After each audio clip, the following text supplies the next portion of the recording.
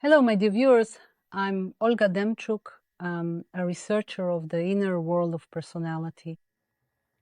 Today, I would like to talk with you about the audacity. How can we tell if a person is brazen or simply alive and vibrant? Let's first clarify what we actually consider to be audacity. Imagine a person walks into a room and says, "It's rather bright in here. Let's turn off a few lights." Or they might say, "It's a bit chilly here. We should turn on the heater or turn off the air conditioner or open or close the window." Or they might approach someone and say, "You know, it would be more comfortable for me to sit in this chair. Could you move?" The behavior of such a person would quite logically be perceived as audacity. But what is this person actually doing? In previous videos, we have discussed the importance of understanding what this individual needs, not from the perspective of how it is for us, but from the perspective of how it feels inside them. Each of us wants to make things better for ourselves. Those who place higher demands on the world, who feel the need for more protective greenhouse-like conditions in order to function, will naturally feel a stronger urge to reshape their surroundings to fit their needs. In other words, if my psyche is fragile, easily excitable for some reason, then it is preferable that the external environment and other people are as similar to me as possible. Only under such conditions can I feel safe. But if the light around me becomes too intense, my psyche begins to interpret it not just as discomfort, but as a kind of threat. That is, my instinct for self-preservation interprets this as an assault. The same applies to air temperature. In other words, a temperature that is unsuitable for me is perceived as an attack because my instinct for self-preservation starts to prod me and say, "Do something, change it." The same goes for sound, the sound of a voice, the sound of music. We will perceive it internally, from our own subjective perspective, as something that is attacking us. And when a person talks about light, about music, about temperature, they are really saying, this way is better for me, this way I feel safer, more comfortable, and more at ease. And if a person is used to truly listening to their own body, to their natural instinct for self-preservation and well-being, they will know exactly what they need without any doubt or hesitation. A person who has broken the connection with their body, with their emotions, with their instinct for self-preservation will feel discomfort but will not understand why. That is, if you ask them to explain the reason for their discomfort, they will not be able to say. They will say, "I feel bad, I feel anxious, I don't like it." And when we fail to pinpoint what exactly is bothering us, our system launches a generalized reaction as if the entire environment has become hostile.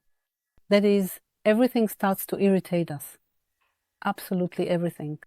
For example, if we cannot ask to open a window or to make the light less bright, then everything happening in that room will start to irritate and displease us.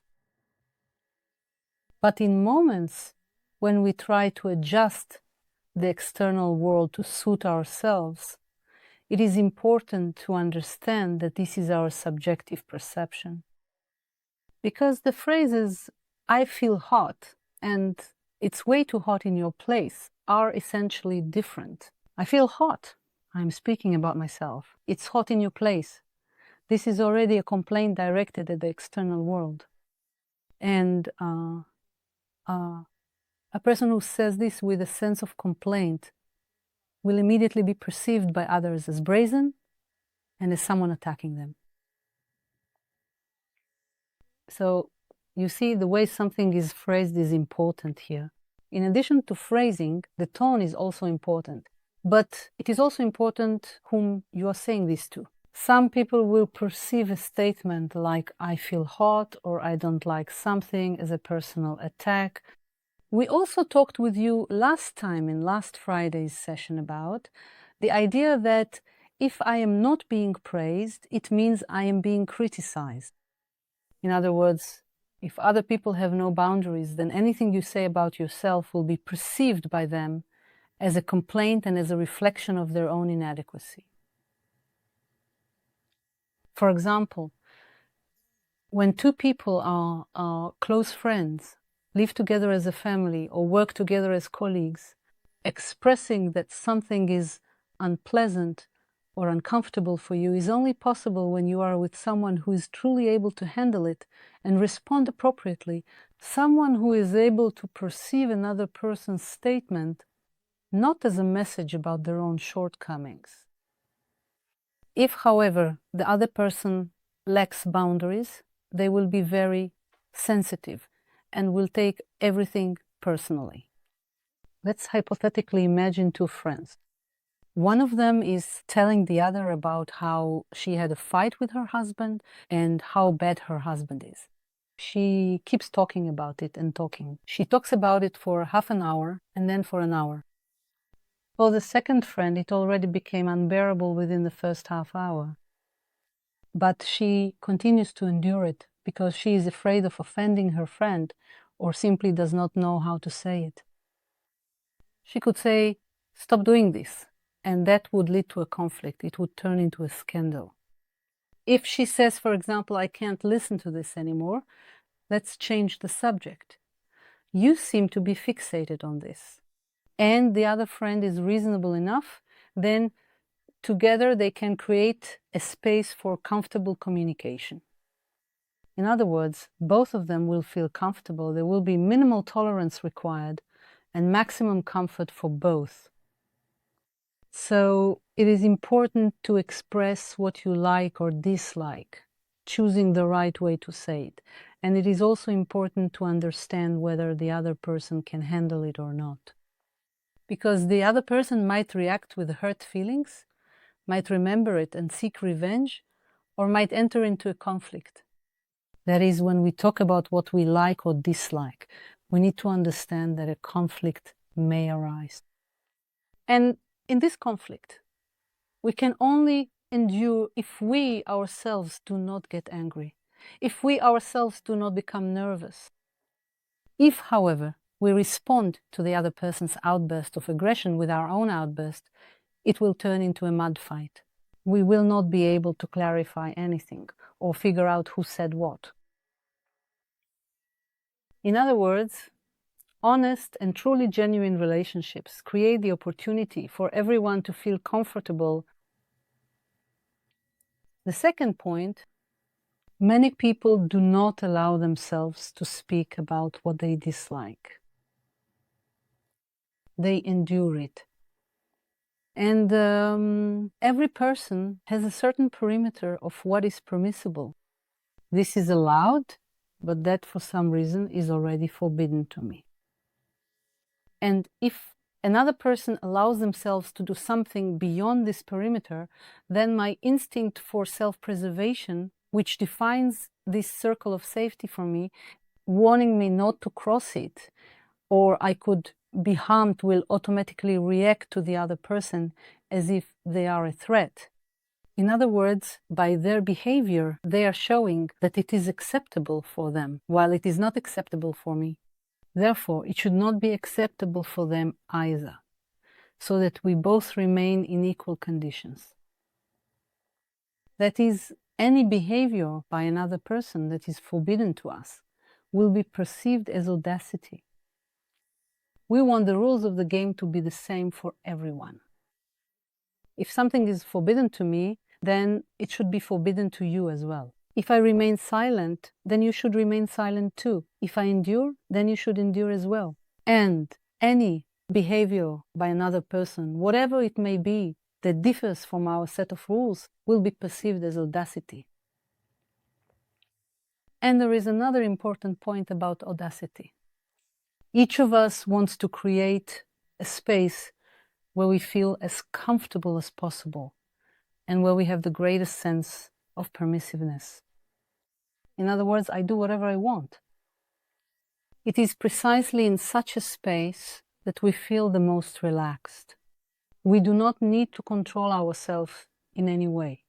I let myself go, I release control, and every person naturally has an innate desire to do this. For example, I tried being late once. I did not take into account that, for instance, I was joining a group where some processes were already underway. I arrived whenever was convenient for me. No one said anything to me, and then I was late a second time and a third time. In other words, I allow myself to do whatever I want. I act in a way that is convenient personally for me. And if this kind of behavior is not addressed by anyone from the outside, if no one says that I am disrupting the group's processes, I start to perceive it as normal. And each of us unconsciously has this tendency. We do not feel it. We do not realize it. In other words, the desire to push boundaries more and more. From the outside, it looks this way, but from within, I feel more and more freedom. I experience an increasing sense of permissiveness. The world seems to revolve more and more around me. And we all have this tendency. It comes from our animal nature. Our animal side would like to be the master of this space. And a person who does not recognize these tendencies cannot understand what they are doing to those around them. For example, he needs to pay, but he forgets. If no one reminds him, he doesn't pay a second time, a third time, and so on. When you point this out to him, he might even take offense. For instance, you are late, or you are disturbing the group.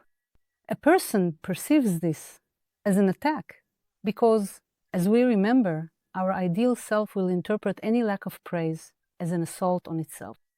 You did not pay. The person feels a sense of guilt. He attacks himself with his own ideal self. But it seems to him that someone else is attacking him.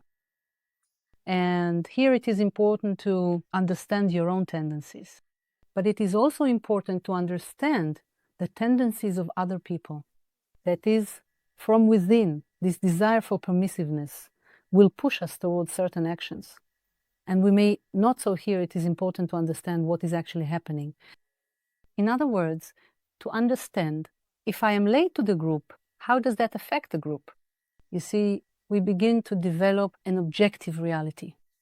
External circumstances, which we analyze not based on our own sensory experience. For example, I feel comfortable this way, and if you say that this is wrong, you are attacking me. But how is it for the group? In this way, we move beyond subjectivity and try to look at things differently. How is it for the group? Or, for instance, I did not pay on time. How would it feel if I were not paid on time? What would I feel in that situation? This ability to think more broadly, not only from the perspective of what is best for me, but also from the perspective of the group, allows us to gain an alternative viewpoint from which to observe what is happening. It is important to understand that if you do not set boundaries for such people, they will unconsciously become increasingly brazen. In other words, setting this boundary is actually beneficial for them as well, because they are unable to stop themselves. Later on, they will be grateful to you for allowing them to maintain their humanity. I have seen this proven many times in my work with groups. People are often grateful afterwards for having been stopped. We had such a situation during a stalker session when someone began to give negative feedback to another participant. I said, "Stop, you will regret this." The person brushed me off and said it anyway. But after seeing the reaction, I realized that it truly should not have been said. This is about understanding the consequences, understanding why you are doing something, and for what purpose. From the perspective of being driven by instinct, I feel tension. I want to get rid of this tension. I want to release it. This is all understandable from the inside. It feels better for us that way. Internally, we want to get rid of it. But what about from the outside? So let's summarize. At the beginning, we talked about how audacity can be conditionally divided into how I seize power. But it seems to me that I'm taking care of my own safety. This is an important point. I am seizing control over the space outside. Internally, I am taking care of my own safety. So, yes, it is important to look after your own safety. But let's look from the outside. From the outside, this will appear as taking over space. The second point, audacity will be called that which is not permitted to me. And the third point is that my unconscious tendencies will push me more and more toward permissiveness. Many people live precisely with those who restrain their permissiveness, so that they themselves do not have to monitor how much they are crossing certain boundaries, and there is someone from the outside who points this out to them.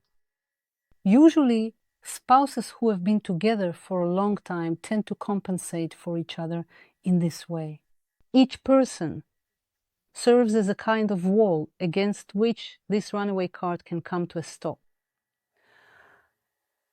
All of us carry this kind of nest within ourselves, a nest of our own subjectivity.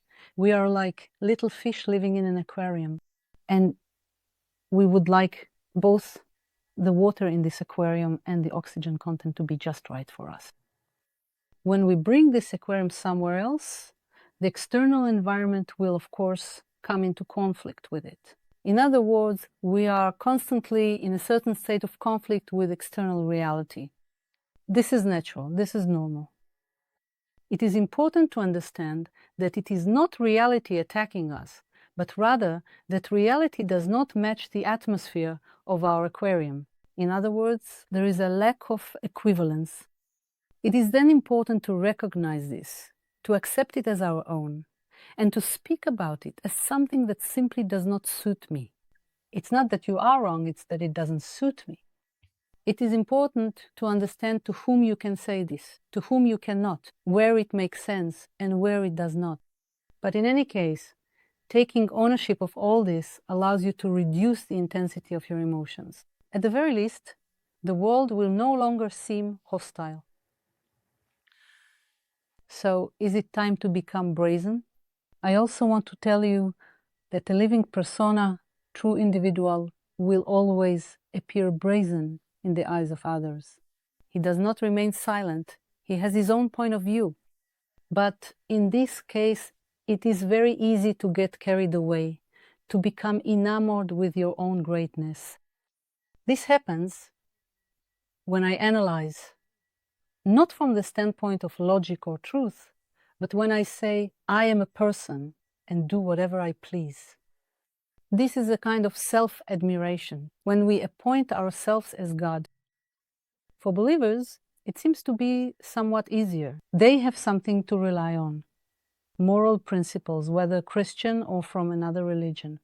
It's as if they have this wall, just as we mentioned earlier, how spouses can hold each other back. In the same way, faith serves as a restraint. For a person who does not have faith, truth itself can become such a wall that is the pursuit of understanding the truth, the desire to comprehend things as they truly are. Because if there is no alternative system of coordinates, no other criteria regarding one's own subjectivity, we inevitably turn into a dragon, into a beast that wants to subjugate the entire world. And so, when a person possesses truth, they are able to remain at their true size, rather than filling up all the available space. I invite you to provide your own additional descriptions. As always, I look forward to your original ideas. What is audacity, and how does an audacious person differ from someone who is simply alive? Undoubtedly, in this 15-minute video, I was not able to cover everything. I am waiting for your contributions. Or please share your insights. In other words, As you listened, what did you realize or understand in a new way? You're welcome to subscribe. This is a space for inner reflection and growth. Here, we talk about how to explore your inner world, learn more about yourself, and gradually uncover your true potential. And now, I bid you farewell. See you next time.